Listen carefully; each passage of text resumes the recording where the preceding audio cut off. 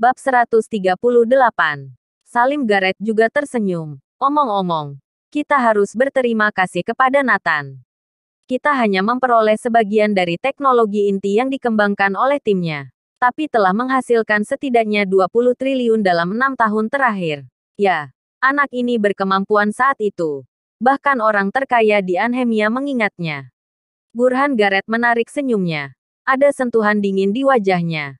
Dan berkata dengan dingin, tapi dia memukul cucuku seperti ini. Aku tidak akan bisa terima.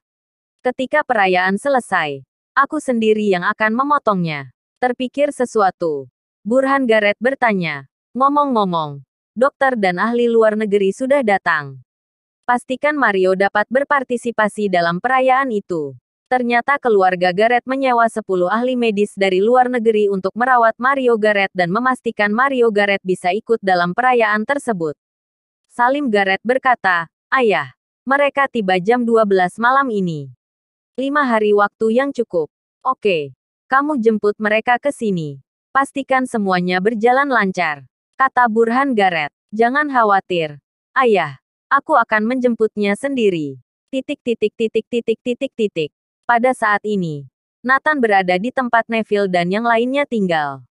Kirin, Neville dan yang lainnya semua ada di sana. Kirin baru saja memberi tahu Nathan bahwa keluarga Garrett mengundangnya. "Ya, kamu melakukannya dengan baik. Aku akan pergi juga. Tapi aku hanya tamu biasa. Dan kamu adalah tamu terpenting." Nathan bercanda. Neville juga tersenyum dan berkata, "Kirin adalah tamu terpenting dari perayaan besar." Kirin segera berkata, "Dewa Perang. Kak, jangan mengolok-olokku lagi." Pada saat ini, Vermilion mengenakan jas hujan datang dan berkata dengan hormat, "Lapor Dewa Perang. Berita baru saja ditemukan. Keluarga Garrett menyewa 10 ahli medis dari luar negeri untuk merawat Mario Garrett. Malam ini pukul 12 jam mendarat di jalur pribadi Bandara Anhemia. Untuk mengobati Mario Garrett." Ekspresi Nathan berubah. "Ya, keluarga Garrett ingin Mario Garrett berpartisipasi dalam perayaan itu. Jadi mereka mengundang para ahli medis terkemuka," kata Vermilion. Nathan mengangkat pergelangan tangan dan meliriknya. Waktu menunjukkan pukul 10:04.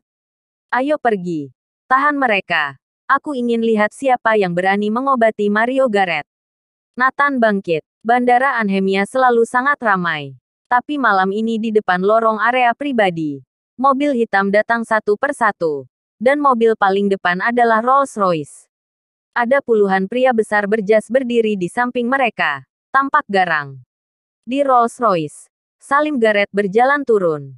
Mereka datang menjemput para ahli medis yang datang dari luar negeri. Gerakan besar seperti ini terlihat seperti gaya keluarga Garrett. Orang-orang yang lewat terheran-heran. Salim Garrett melirik waktu. Tepat pukul 12. "Oke. Para ahli akan segera keluar. Jemput mereka dan langsung pergi." Salim Garrett berseru. Tim keluarga Garrett sangat menantikannya. Di jalur pribadi, sebuah tim yang terdiri dari 20 orang keluar. Termasuk ahli medis dan asisten mereka. Dan banyak peralatan. Salim Garrett menyapanya. "Selamat datang Tuan Yefri dan tim. Silakan." Salim Garrett melambaikan tangannya. Dan bawahannya mengambil semua peralatan dari tangan tim medis dan memindahkannya ke dalam mobil. Mereka telah disiapkan untuk naik ke mobil-mobil limousin. Tepat saat itu, ada raungan di udara. Suara itu adalah suara baling-baling yang berputar dengan kecepatan tinggi. Tudururururu, tudururururu, tudururururu, titik. Serangkaian cahaya ditembakkan dari udara, menyoroti wajah dan tubuh orang-orang, membuat area itu menjadi terang seperti siang hari. Di hadapan cahaya yang begitu kuat, semua orang terguncang sehingga tidak bisa membuka mata. Mereka menutupinya dengan tangan. Bab 139. Suara itu semakin lama semakin keras, seperti guntur. Hembusan angin yang dibawa oleh baling-baling membuat semua orang hampir terhempas. Semua orang melihat ada beberapa helikopter di udara. Setelah melihat jelas, Salim Garrett dan yang lainnya bergidik. "Itu jelas helikopter zona perang. Dengar, semuanya jangan bergerak." Suara kencang datang dari pengeras suara. Selanjutnya, Semua orang melihat pria-pria kekar dengan setelan jas turun dari helikopter. Mereka memiliki warna kulit yang berbeda, tetapi badan mereka besar. Rata-rata lebih tinggi satu kepala dari pengawal keluarga Garrett. Menatap penjaga keluarga Garrett, mereka tidak berani bergerak. Orang-orang kekar berjas ini adalah tentara bayaran yang dipimpin oleh Iwan Howell. Setelah mereka mendarat, mereka merebut tim medis langsung dari keluarga Garrett. Semua peralatan medis juga diturunkan dari mobil. Semua orang serta peralatan dimuat ke dalam helikopter. Salim Garrett dan yang lainnya hanya bisa menonton tanpa daya saat orang dan peralatan dibawa pergi.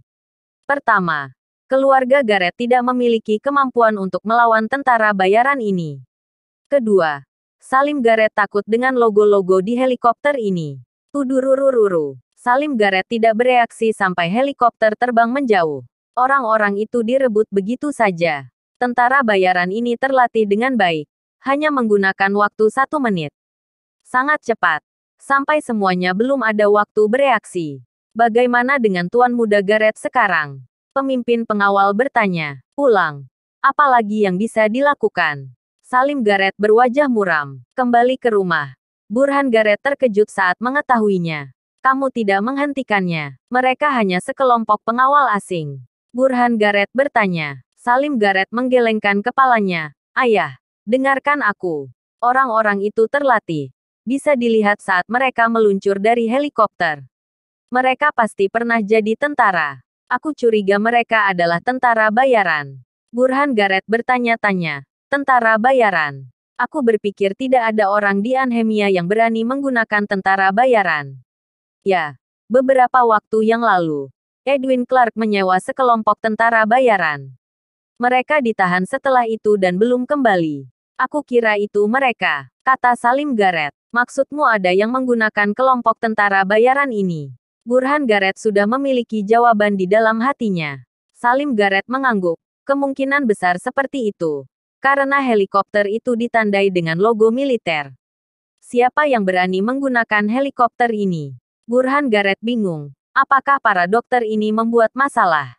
Sampai mereka ditahan. Kami tidak tahu. Dan kami tidak berani bertanya. Di sisi lain, Nathan langsung mengirim para dokter ini keluar dari Neslandia. Masih ingin dokter mengobati Mario Garrett?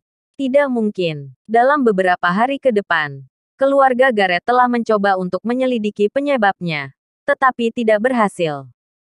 Apalagi, informasi tentang tentara bayaran ini nihil. Paman kedua Mario Garrett, Paul Garrett, berkata, mungkinkah itu karena Mario? Burhan Garrett dan Salim Garrett menatapnya bersama-sama. Omong kosong apa yang kamu bicarakan? Bagaimana mungkin ada orang seperti itu yang memiliki dendam terhadap Mario? Satu-satunya kegunaan para ahli medis ini adalah untuk mengobati Mario. Jika mereka ditahan, jelas karena tidak ingin Mario disembuhkan. Paul Garrett menganalisisnya. Burhan Garrett berkata, satu-satunya orang di Anhemia yang tidak Mario diobati hanyalah Nathan. Maksud kamu Nathan adalah dewa perang Kunlun? Tentu saja tidak. Bagaimana bisa Nathan menjadi dewa perang Kunlun? Itu konyol. Paul Garrett menggelengkan kepalanya. Bersambung.